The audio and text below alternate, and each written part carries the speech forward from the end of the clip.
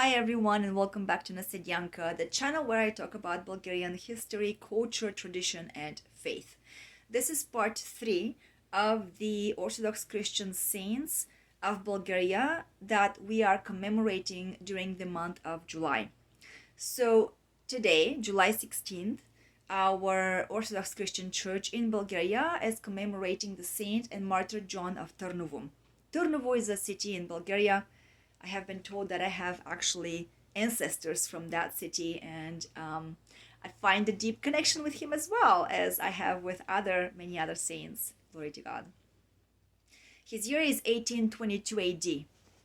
The city of Târnovo, like I said, that's located in Bulgaria. It's very easy for you guys to just Google it, Târnovo, Bulgaria, and you can see the area. So Martyr Yoan Tърновски, and I've mentioned in previous episodes that the Bulgarian language, being complex as it is, actually changes, grammatically correctly, changes the endings of many words depending on what we're saying. For example, his name can be said Ioan of Tarnovo, but then when we speak who he is and where he's from, we can actually conjugate, and his name turns to Йоан Търновски because he's from Tърново. We can also call him Ioana when we speak of him, Ioane when we speak to him. So this is just to normalize. Don't be shocked or surprised because we Bulgarians have a complex system as that, and the point here is that our words may sound different and we know that they're the same. They're the same name, the same word, and so forth. So Saint and Martyr Ioan of Tarnovo, or you guys in English might call him John as a translation. He was a Bulgarian from the town of Osman Pazar or New Omurtak. His mother's name was Maria and his father's name was Dimo, typical Bulgarian names. He had a large trade with Germany and with Italy. Due to devaluation of the then florin coin in the year of 1812, he went bankrupt.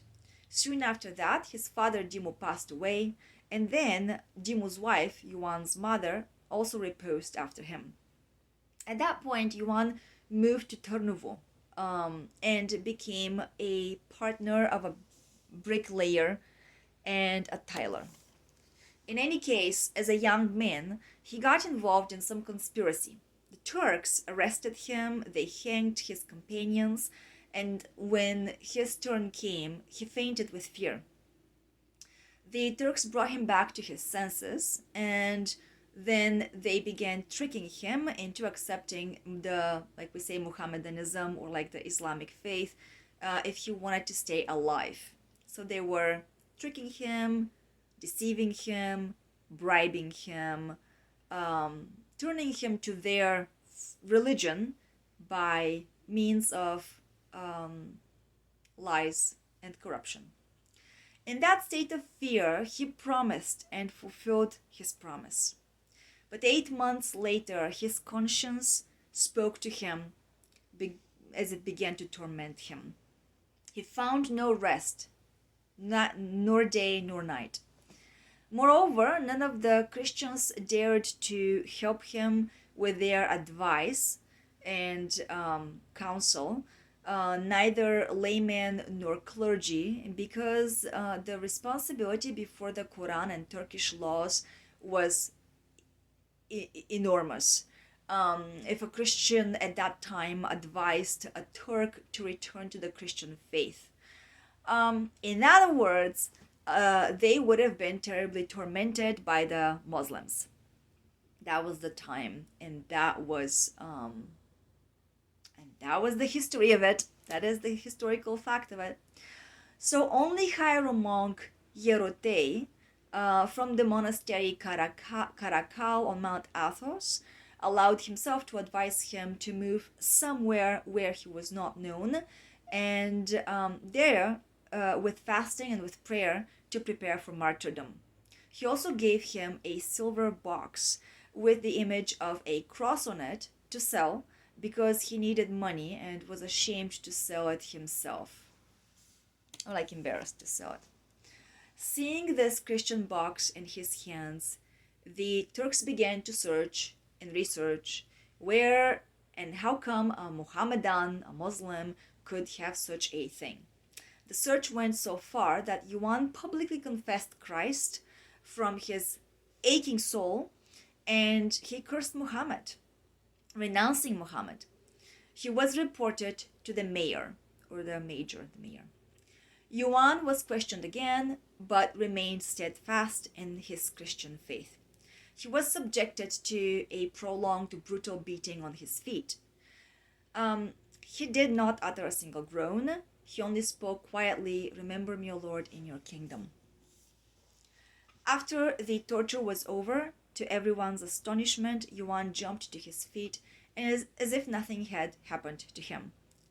Chained in heavy iron chains, he was then thrown into a dungeon where there were many imprisoned for unpaid taxes. They testified that during his all-night prayer, they saw a great light above his head. During his 7-day imprisonment, Yоан did not taste neither bread nor water from the Turks. God's grace nourished him. After 7 days, the governor again brought the martyr to trial. He now tormented himself with flattery and promised to bring him back to the Mohammedan faith, to Islam.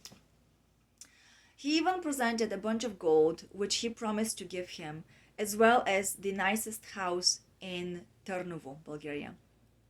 But it was all in vain. The martyr again confessed Christ and blasphemed Muhammad. And by the way, my side note here, if you guys don't know much about Islam, Muhammad was somebody who also married a young girl. I think she was 6 or 9 years old. Talk about pedophilia. Talk about, morals. And I know many people may stand behind this and will say that he probably saved her life. But, this is something that if you have heads on your shoulders, I'm inviting you to think deeply about. So the martyr again confessed Christ and renounced Muhammad, spoke against Muhammad righteously. The cruel beating and insult followed, which Saint Yоан, as a true Christian martyr, accepted with joy, bore, and endured. At night especially, the torment in the dungeon was severe and cruel, but Martyr Yоан remained unshakably steadfast in his Christian faith. So Martyr Йоан Търновски of Търново surrendered his soul into God's hands. It was Saturday, 12 o'clock in the day, July 16th, the year 1822 AD.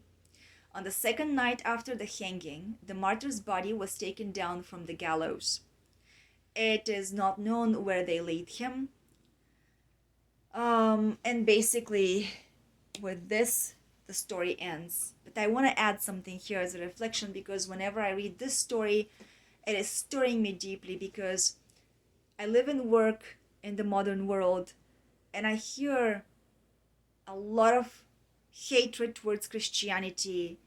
And I come from, again, Bulgaria, where the schools have begun to introduce the idea of changing the language which we use about the historical facts from our past, such as, for example, the 5 centuries of Turkish invasion. Some have suggested that we should call it cohabitation rather than invasion, rather than slavery, rather than torturing and corruption. So do not talk to me about Muslim presence in Bulgaria, please. When we hold countless accounts of tortures against our Bulgarian people, our Christian people, do not raise your false accusations against Christianity. Modern as this is in today's era, it's actually nothing new under the blue sky. And I think it's important to bring this to everybody's attention, so that in my hope, Christians can receive, if it's a little dust or seed of support, and know that you're not alone, and our faith is alive. And it just blows my mind when I think about my ancestors, how they have preserved it for so many centuries. Not 1 year, not 2 years, not 5 years, not 200 years. This is 500 years, 5 centuries. And before that, there have been other persecutions and other wars going on against Christians and against Bulgarians, and the list is long. I just stand here kind of like awe-stricken and really moved by this, and I hope that this brings you guys some note of inspiration. I hope that this finds you well. With this, I'm concluding these 3 videos regarding the Orthodox Christian saints of Bulgaria. I plan to prepare more for the following month of August, and so forth throughout the year. Sometimes we have just a few, and sometimes we have many saints, and we'll just go with the flow. Thank you so much. If you're interested in this channel, feel free to subscribe. I make no profit, but it's good to also receive some of that motivation and support. If you're not interested, I respect you for who you are, and I hope that this finds you well. Thank you. Have a great rest of the day. Bye.